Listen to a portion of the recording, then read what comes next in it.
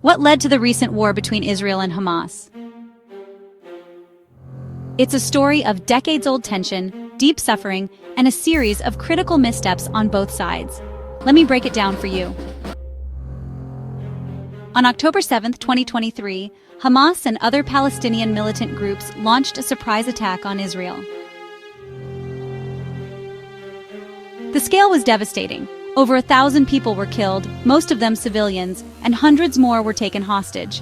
Hamas said the attack was a response to years of Israeli occupation, the blockade of Gaza, expansion of Israeli settlements, settler violence, and desecration of the Al-Aqsa Mosque. They also pointed to the imprisonment of thousands of Palestinians and restrictions on movement. But let's look at what life was like in Gaza before the war. Since Hamas took control in 2007, Israel imposed a strict blockade, arguing it was necessary for security. By 2023, over 80% of Gazans lived below the poverty line. Most families depended on international aid just to survive, and food insecurity was rampant. Electricity was only available for roughly half the day. Unemployment hovered around 45%. International groups called the blockade collective punishment, and the sense of desperation was growing. Meanwhile, tensions boiled over in the months leading up to October 7th. In September 2023, several Palestinians were killed at the border, and Israel halted exports from Gaza after claiming it found explosives in a shipment.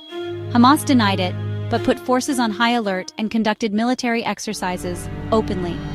Throughout the year, there were violent clashes around the Al-Aqsa Mosque and a rise in settler attacks that displaced hundreds of Palestinians.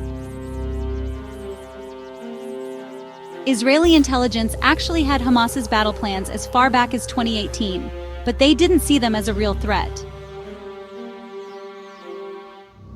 For years, Israel maintained a policy of calm with Hamas, even allowing millions of dollars from Qatar to flow into Gaza, money that was supposed to help civilians but was often diverted to Hamas's military.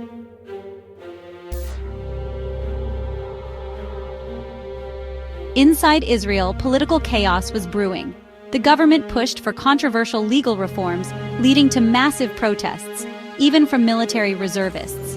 By late summer 2023, senior officials warned the army's readiness was slipping.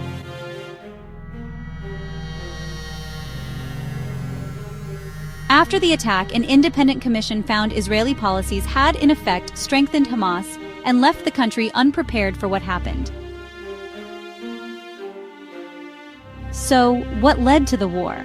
Years of blockade and hardship in Gaza, failed attempts at moderation, ignored warning signs, rising violence, and political instability colliding. The result was one of the most shocking and tragic escalations in the region's history.